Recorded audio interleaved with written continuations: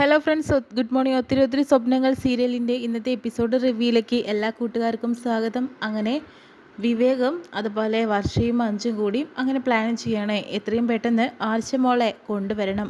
പക്ഷേ വിവേക് ഒറ്റയ്ക്ക് ശ്രമിച്ചാൽ കഴിയോ, എവിടെയാണ് നമ്മൾ തുടങ്ങേണ്ടത് എന്നൊക്കെ അവർ ചോദിക്കുമ്പോൾ അതും എനിക്കറിയില്ല, പക്ഷേ ആദ്യം സ്റ്റേഷനിൽ പോയി ഒന്ന് ചോദിക്കണം, അതിനുശേഷം ബാക്കിയുള്ള ഡീറ്റെയിൽസ് എങ്ങനെയെങ്കിലും ഒപ്പിക്കാനായിട്ട് നോക്കണം. അവളെ കൊണ്ടുവന്നാൽ എന്തായാലും വർഷ എണീക്കാണ്ടിരിക്കില്ല എന്നും വിവേകിന് ഉറപ്പുണ്ട് കേട്ടോ. അതിനുശേഷം തന്നെ വിവേക് ഒറ്റയ്ക്ക് അത് സാരില്ല, ഞാൻ തന്നെ അത് ശ്രമിച്ചോളാം എന്ന് വിവേക് പറയുന്നുണ്ട്. അതിനുശേഷം തന്നെ വിവേക് വിഷമത്തോടു കൂടി ഫ്രണ്ടിൽ നിൽക്കുന്ന സമയത്ത് ശരത്തും ആരതിയും കൂടി അങ്ങോട്ട് വരുന്നുണ്ട്. എന്ത് പറ്റി വിവേക് എന്ന് പറയുന്നു. വർഷയുടെ ഓർമ്മ എന്തായാലും നല്ല പോസിറ്റീവായിട്ടുള്ള ഒരു കാര്യമാണ് നമുക്ക് ഇപ്പോൾ കിട്ടിക്കൊണ്ടിരിക്കണതെന്ന് ആരതി പറയുമ്പോൾ അത് സത്യമാണ്. പക്ഷെ അത് എനിക്ക് പേടിയുണ്ട്, അവൾക്ക് സ്വഭാവം തിരിച്ചു കിട്ടുന്ന സമയം മുതൽ എനിക്ക് നല്ല ടെൻഷനാണെന്ന് പറയുന്നു. അതിന് വിവേക് എന്തിനാണ് ടെൻഷൻ, അതിൻ്റെ ഒപ്പം തന്നെ എന്തെങ്കിലും ദുഃഖങ്ങളും ഉണ്ടാകുമെന്ന് എനിക്ക് ഉറപ്പുണ്ടെന്ന് വിവേകം പറയുകയാണ് ചെയ്യുന്നത് കേട്ടോ. അതിനുശേഷം തന്നെ വിവേക് ഒരു കാര്യം പറയുന്നുണ്ട്, എത്രയും പെട്ടെന്ന് വർഷയുടെ കൊണ്ടുവരണമെങ്കിൽ അതിന് ഒരു കാര്യം ഞാൻ ചെയ്യാനായിട്ട് തീരുമാനിച്ചിരിക്കുന്നു. അത് മറ്റൊന്നല്ല, ഒരു കാര്യം ഞാൻ ചെയ്യാനായിട്ട് തീരുമാനിച്ചു എന്ന് പറയുന്നു. അതെന്താണെന്ന് ചോദിക്കുമ്പോൾ അതിപ്പം ഞാൻ പറയുന്നില്ല, എന്തായാലും വഴിയെ നിങ്ങൾക്കത് മനസ്സിലാവുമെന്ന് പറയുന്നു. ആ പ്ലാനിങ് അറിയാൻ വേണ്ടിയിട്ട് ശരത്തും ആരതി ഒന്ന് ശ്രമിച്ചു നോക്കുന്നുണ്ട്, പക്ഷെ നടക്കുന്നില്ല കേട്ടോ. പിന്നീടാണ് ഈ ആരതി അതുപോലെ ശരത്തും കൂടി ഇവൻ്റെ ഒരു പ്ലാനിങ് നടക്കുന്നില്ല, വർഷയ്ക്ക് ഇന്ന് മുതൽ ആ ഇഞ്ചക്ഷൻ എത്തുന്നതോടുകൂടി അവളുടെ സ്വബോധം എന്നേക്കുമായിട്ട് നഷ്ടപ്പെടുമെന്നൊക്കെയാണ് അവർ ചിന്തിച്ചുകൊണ്ടിരിക്കുന്നത്. അതിനുശേഷം റൂമിലെത്തുന്ന ശിവയാണെങ്കിലോ എന്താ നമ്മുടെ വക്കീൽ എണീറ്റില്ലേ എന്ന് ചോദിക്കുന്നുണ്ട്. എന്ത് പറയാനാണ് ശിവ, ഞാൻ കുറേ സമയമായി വിളിക്കുന്നു, മൂടിപ്പൊതിച്ച് വീണ്ടും കിടന്നുറങ്ങാന്നല്ലാതെ എണീക്കുന്ന ഒരു ലക്ഷണവും ഞാൻ കാണാനില്ലെന്ന് അഞ്ചു പറയുന്നുണ്ട് കേട്ടോ. ഇവളൊരു കാര്യം, എന്നാൽ നീ ഇങ്ങോട്ട് വന്നേ, ഞാനൊന്ന് വിളിച്ചു നോക്കട്ടെ. അങ്ങനെ അബിയെ വിളിക്കുന്ന സമയത്ത് അബിക്കാണെങ്കിലോ ആകെ ഒരു ബോധമില്ലാത്തൊരവസ്ഥയാണ്. പക്ഷേ അവൾക്ക് എന്താ തലേദിവസം നടന്നതെന്നൊന്നും അറിയാൻ പറ്റുന്നില്ല. എന്ത് പറ്റി അബി നിനക്കെന്ന് പറയുന്നു. എനിക്കറിയില്ല ശിവ, ഇന്നലെ നടന്നതൊന്നും തന്നെ എനിക്കൊന്നും അറിയില്ല ശിവ എന്ന് പറയുന്നു. നീ എണീറ്റ് കുളിച്ച് ഫ്രഷ് ആയിക്കെന്ന് പറയുന്നുണ്ട് കേട്ടോ. ആർക്കും ഇതെന്താണെന്നുള്ളൊരു പിഴം കിട്ടിയിട്ടില്ല. അതിനുശേഷം റോബിനെയും അതുപോലെ കാവേരിയെയും കാണിക്കുന്നുണ്ട്. എന്തായാലും ആ ഇഞ്ചക്ഷനും മരുന്നും കൂടി കൊടുക്കുന്നുണ്ട് കാവ്യയുടെ കയ്യിൽ.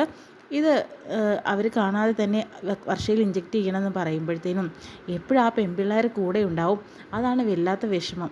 അതിനെ ഒഴിവാക്കാൻ കാവേരി വിചാരിച്ച് സാധിക്കില്ല എന്ന് പറയുന്നുണ്ട്.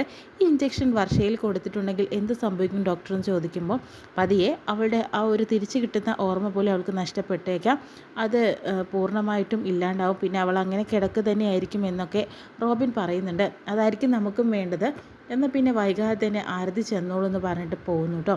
അതിനുശേഷം തന്നെ നമ്മുടെ അഞ്ചു ആണെങ്കിലോ ഡെലിവറിക്ക് പോകാനായിട്ട് റെഡി ആയിട്ട് പുറത്തേക്ക് ഇറങ്ങുന്ന സമയത്ത് ആരതി വന്നതിന് ശേഷം തന്നെ ആ ഒരു അതായത് പാഴ്സൽ കൊടുക്കുന്നുണ്ട് കേട്ടോ. ഇത് ഡ്രസ്സാണ്, അത് കൊടുക്കണമെന്ന് പറയുമ്പോൾ അഞ്ചുവിന് ഇപ്രാവശ്യം ഒരു വിഷമമുണ്ട് കേട്ടോ.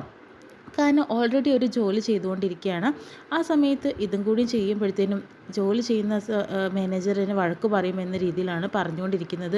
അത് ശരിയാവില്ല ചേച്ചി എന്ന് പറയുന്നു.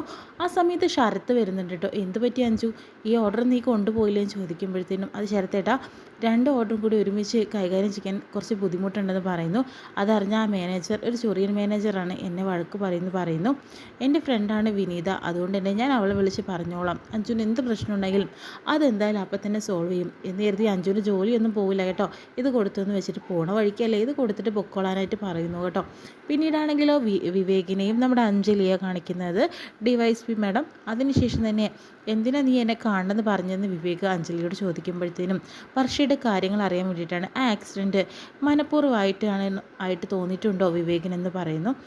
അതൊന്നും തോന്നിയിട്ടില്ല, എന്താണ് വർഷയ്ക്ക് ശരിക്കും സംഭവിച്ചത്, അങ്ങനെ ആ കാര്യങ്ങളെല്ലാം ഡീറ്റെയിൽ ആയിട്ട് തന്നെ വിവേക് പറഞ്ഞു കൊടുക്കുന്നുണ്ട്. ആ സമയത്ത് അപ്പോൾ വർഷയ്ക്ക് വേറെ പ്രശ്നമൊന്നും ഉണ്ടായിട്ടില്ലേ, വേറെ പ്രശ്നമൊന്നും ഉണ്ടെന്ന് തോന്നിയിട്ടില്ല, പക്ഷേ അവളുടെ മാനസിക നില ആകെ തെറ്റിയതിന് ശേഷമാണ് അവൾ ഓടിപ്പോയത്. ആ സമയത്ത് തന്നെ അപ്രതീക്ഷിതമായിട്ടാണ് ആക്സിഡൻറ്റ് സംഭവിച്ചത്. ശരത്ത് ഇതിൽ തെറ്റുകാരനല്ല. ആരാ ശരത്ത്? അന്ന് വണ്ടി ഓടിച്ചിട്ടുണ്ടായിരുന്നത് ശരത്താണ്. പിന്നെ അയാളുടെ വീട്ടിലേക്ക് കൊണ്ടുപോയിട്ടാണ് വർഷയെ ചികിത്സിക്കുന്നതും. നല്ല മനുഷ്യരാണ്, എനിക്ക് അങ്ങനെയാണ് തോന്നിയിട്ടുള്ളതെന്ന് പറയുന്നു. ആ സമയത്ത് നമ്മുടെ അഞ്ജലിക്ക് നല്ലൊരു ഡൗട്ട് അടിക്കുന്നുണ്ട് കേട്ടോ. എന്താ നീ ഇങ്ങനെ കുത്തി ചോദിക്കുന്നത്, എന്തെങ്കിലും പ്രശ്നമുണ്ടോ എന്ന് വിവേക് ചോദിക്കുന്നുണ്ട് അഞ്ജലിയോട്. പോലീസല്ലേ മോനെ, കുറച്ചൊക്കെ സംശയങ്ങളൊക്കെ നല്ലതാണ്, പക്ഷേ ഇനി എന്നെ വിളിപ്പിക്കേണ്ട കാര്യം ഉണ്ടാവുമോ? ചിലപ്പോൾ വിളിപ്പിക്കേണ്ട കാര്യം ഉണ്ടാവും വിവേകെ. നീ എന്നെ സഹകരിച്ചേ പറ്റുള്ളൂ. എന്തെങ്കിലും ചോദിച്ചാലുള്ള മറുപടിയാണ് എനിക്ക് അറിയേണ്ടതെന്ന് പറയുന്നു കേട്ടോ. എന്നാൽ ഇപ്പോൾ ഇത്രയും മതി, നീ പൊയ്ക്കോ എന്ന് പറഞ്ഞിട്ട് വിവേകിനെ പറഞ്ഞയക്കുന്നു. പക്ഷേ അഞ്ജലിക്ക് നല്ല സംശയമുണ്ട് കേട്ടോ. അതിനുശേഷം തന്നെ പിന്നീടാണെങ്കിലോ നമ്മുടെ വിവേക് കാറിൽ വന്നുകൊണ്ടിരിക്കുന്ന സമയത്ത് തന്നെ വർഷയ്ക്ക് ആക്സിഡൻറ്റ് നടക്കുന്ന സമയത്തുണ്ടായ കാര്യങ്ങളെല്ലാം തന്നെ ആക്സിഡൻറ്റ് പറ്റിയിട്ട് കിടക്കുമ്പോൾ ശരത്ത് രക്ഷിക്കാൻ വരുന്ന കാര്യങ്ങളെല്ലാം ആലോചിച്ചു കൊണ്ടിരിക്കുന്നു. ആ സമയത്ത് തന്നെ വിവേകിൻ്റെ മനസ്സിൽ ഇനി തെറ്റുകാരൻ ശരത്താണോ എന്നൊരു തോന്നലും ഉണ്ടാവുന്നുണ്ട് കേട്ടോ. കാരണം നിരഞ്ജനയ്ക്ക് എന്തായാലും ശരത്തിന് നല്ല സംശയമുണ്ട്. ശരത്ത് അങ്ങനെ ചെയ്യുമോ, ശരത്തായിരിക്കുമോ പ്രതി എന്ന രീതിയിൽ ചെറിയൊരു ഓർമ്മ വരുന്നുണ്ട് കേട്ടോ. പക്ഷേ അങ്ങനെയൊന്നും ആയിരിക്കില്ല എന്നും മനസ്സ് പറഞ്ഞ് മനസ്സിലാക്കുന്നുണ്ട്. പിന്നീടാണെങ്കിലോ ശരത്തിൻ്റെയും മാരുതിയുടെയും വീട്ടിൽ രേവതി വരുന്നുണ്ട്. അതിനുശേഷം തന്നെ എന്തായാലും മരുന്ന് കൊണ്ടുവന്നിട്ടുണ്ട്. പക്ഷേ എപ്പോഴും ആ പെൺപിള്ളേർ അവിടെ ഉണ്ട്, എനിക്ക് ഇഞ്ചെക്ട് ചെയ്യാൻ പറ്റും തോന്നുന്നില്ല എന്ന് പറയുന്നു. അതുകൊണ്ട് പേടിക്കേണ്ട, ഞാൻ എന്തായാലും അവർ രണ്ടുപേരും അവിടെ നിന്ന് മാറ്റി തന്നാൽ പോരെ കാവേരിക്ക് എന്ന് പറയുന്നു. ശരത്തേട്ടൻ എൻ്റെ കൂടെ വായോ, നമുക്ക് അവളെ മാറ്റി കൊടുക്കാമെന്ന് പറയുമ്പോഴത്തേനും ഇല്ല, ഞാനും കൂടെ വന്നാൽ അവർക്ക് ഡൗട്ട് അടിക്കും, നീ തനിച്ച് പോയാൽ മതി, നിങ്ങൾ രണ്ടുപേരും പോയി കാര്യം നടത്തിയാൽ മതി എന്ന് പറയുന്നു. ആ സമയത്ത് ശിവയും അവിടെ അഭിയും ഉണ്ടായിരുന്നു കേട്ടോ. എന്തായാലും അഞ്ച് ജോലിക്ക് പോയിട്ടുണ്ടല്ലോ. അതിനുശേഷം തന്നെ അതിനുശേഷം കാവേരി വന്നോ, നമുക്ക് ട്രീറ്റ്മെൻറ്റ് തുടങ്ങാമെന്ന് പറയുന്നു. ആ സമയത്ത് അഭിയോട് പറയുന്നുണ്ട്, എന്തായാലും ഡ്രസ്സ് കൊടുത്തതിന് കുറച്ച് പൈസ അഭിയുടെ അക്കൗണ്ടിലേക്ക് വന്നിട്ടുണ്ട്. ശരത്തേട്ടൻ ഇപ്പോൾ പുറത്ത് പോകാൻ പറ്റാത്തൊരവസ്ഥയിൽ നിൽക്കുവാണ്. അതുകൊണ്ട് തന്നെ അഭി കുറച്ച് ക്യാഷ് എനിക്ക് എടുത്തുകൊണ്ട് തരുമോ എന്ന് ചോദിക്കുന്നുണ്ടോ. അതിനെന്താ ചേച്ചി, ഞാൻ എടുത്തുകൊണ്ട് വരാമെന്ന് പറഞ്ഞിട്ട് അഭിയെ മാറ്റുന്നുണ്ട്. ആ സമയത്ത് ശിവയാണുള്ളത്. ശിവ, എനിക്ക് അതായത് കാവേരി, നിനക്കിപ്പോൾ ശിവയുടെ ആവശ്യമുണ്ടോ, എനിക്ക് കുറച്ച് അടുക്കളയിൽ ജോലി ഉണ്ടായിരുന്നു എന്ന് പറയുന്നു. ഇത് എനിക്ക് മാനേജ് ചെയ്യാനുള്ളൂ എന്ന് കാവേരി പറയുമ്പോഴത്തേനും ശിവയാണെങ്കിലോ നമ്മുടെ ആരതിയുടെ പുറകെ പോകുന്നുണ്ട് കേട്ടോ. അപ്പോൾ രണ്ടുപേരെയും മാറ്റിക്കഴിഞ്ഞു. ഇനി നമ്മുടെ വർഷം മാത്രമേ ഉള്ളൂ. വർഷയ്ക്കാണെങ്കിലോ ഓർമ്മയില്ലല്ലോ, ഇനി എന്ത് അവൾക്ക് സംഭവിച്ചാലും ആരോടും എന്നും പറയാനും അവൾക്കറിയില്ല.